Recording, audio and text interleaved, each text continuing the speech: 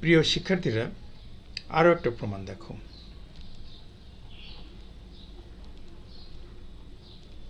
প্রমাণ করো যে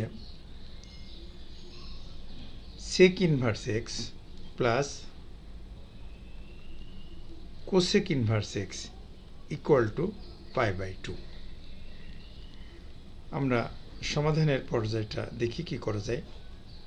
এখানেও তুমি ইচ্ছা মতো sec inverse x অথবা cosec inverse x equal two theta ধরতে পারো। আমি এখানে sec inverse x equal two theta ধরে নিলাম। sec inverse x equal two theta. উভয় পাশে sec অপারেটর অ্যাপ্লাই করলাম,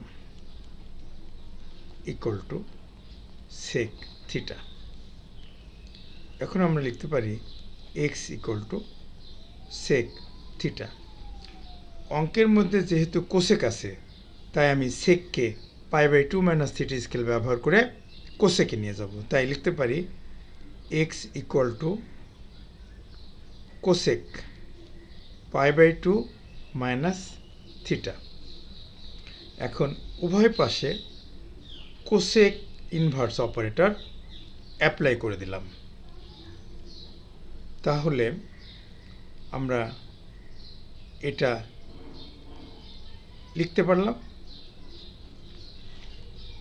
এখন cosec inverse x equal to π/2 - theta.